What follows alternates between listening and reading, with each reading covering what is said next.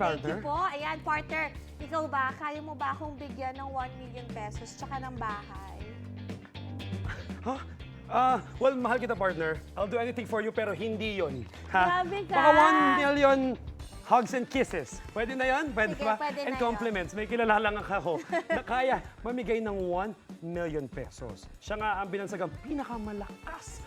Siya ang online personality at negosyante na nagsimula sa maliit pero ngayon kumikita na ng 5 million hanggang 13 million. Wow. Kada araw. Oh my gosh. Wow! Kuya ko lang nabasa yun. At kahapon nga lang, binigyan niya ng 1 million pesos at bahay si Diwata ng Diwata Paris. Grabe naman. Grabe. Ayun yung clip. Viral nga ang video na yan at maraming naangking. Wow, mga kapuso, please welcome ang online personality, ang pinakamalakas, Rosmar! Hello and welcome to Unang Hirit. Please join us Hi, here. Rosmar!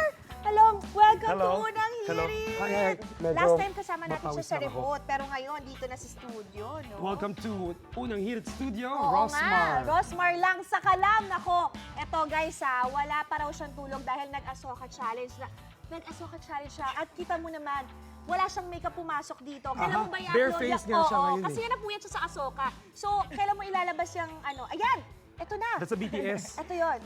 Sample lang para pang hype. Pang Teaser. tease, yes. oo. Teaser. Pero ano daw, kailan mo daw ba i-upload? So minamadali na talaga namin kasi super inaabangan na yun ng mga fans ko sa TikTok. Yeah, Lagi yeah, nilang sinasabi na nasa na daw. Ah, Oh, kasi cute. trending siya since last week. Right? Correct, correct. Ito naman, unahin na natin itong nangyari kahapon. Rosmar, grabe yung iyak ni Diwata kahapon. Balita kasi namin, umabot sa 5 million worth lahat ng binigay mo sa kanya kahapon. So bakit mo naisipang sorpresahin na ganun si Diwata?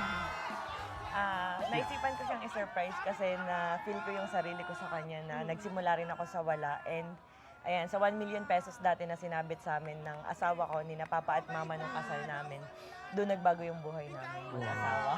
Ang dami nagbago since then, di ba? Yes. Tsaka nakita mo rin na nagsimula si Diwata from nothing. Kung Tapos si, nagtyaga. kung si Diwata kasi is tumira siya sa ilalim ng tulay. Kami naman, tumira ng asawa ko sa likod ng pet shop. Kung Ang saan, beginnings ko. yes, nagtatakbuhan yung mga daga, yung mga ipis, ganyan. Kaya hanggang ngayon, hindi pa rin kami makapaniwala kung ano man yung meron kami. Nagtatamasan niyo. Yes, parang nananaginip pa din. Blessed talaga si Rosmar. Hard work yan. At itong video, ang daming tao na nanonood. Oh. Eh, ano nangyari after nung video na yan? Anong pinag-usapan nyo ni Diwata? Kasi for sure nagulat siya, kita mo umiiyak Yes. siya dyan.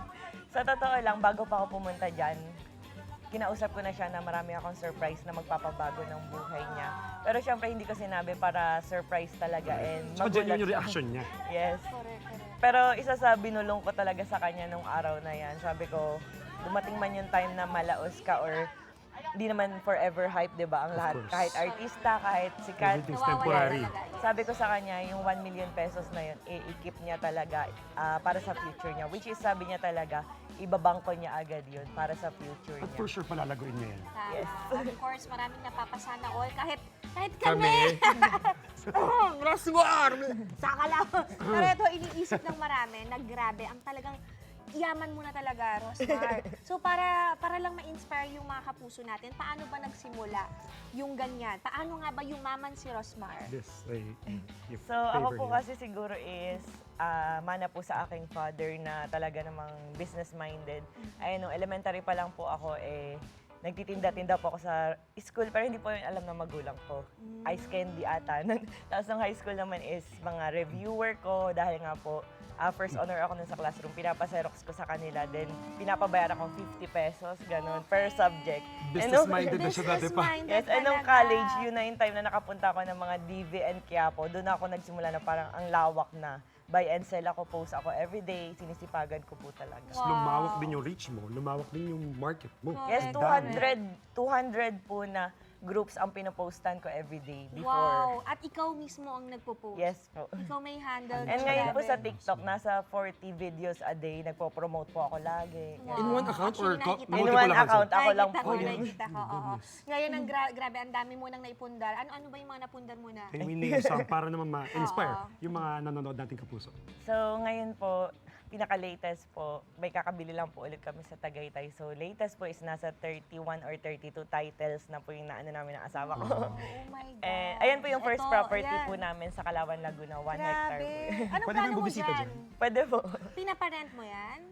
Binibili lang po namin sila parang investment. Pero Ah, dahil okay. may pool Papataasin. sila, ang ginagawa na po namin is inopen namin siya sa public para makapag-resort sila sa murang halaga po. Oh, Amazing. okay. Ito, pati yung sports car. Oh. Wow, Yes, ang and- dami. That's yours?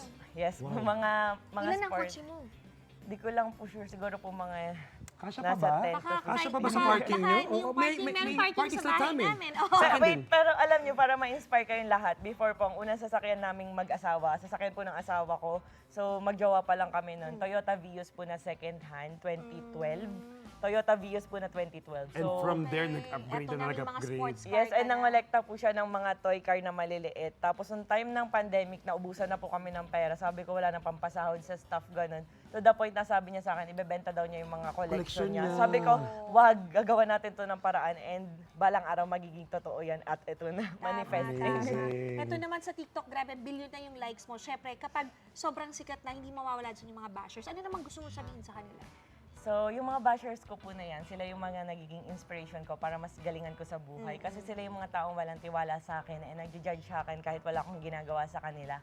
And from there po talaga parang mas nai-inspire ako na mas galingan para mas patunayan yung sarili ko. Kaya nga po lagi kong sinasabi, more bashers, more blessings. Tama. And whatever you do in life, meron at meron sasabihin yung mga tao. So, might as well, do your thing. Tsaka, kung maayos at malinis naman yung pamamaraan mo, eh, anong dapat mo ikaya, di ba? Tama. Yes po. Tsaka yung mga bashers, mga wala lang yung magawa. No?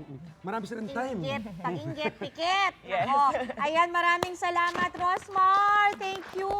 Thank you, thank you. Ayan, mga kapuso, sana po na-inspire kayo dito sa kwento ni Rosmar, yung buhay niya, at yung pagsisikap niya, no? Kaya naman, guys, for more inspiring stories, tutok lang po dito sa Unang Hirit! So, kailan niya abot yung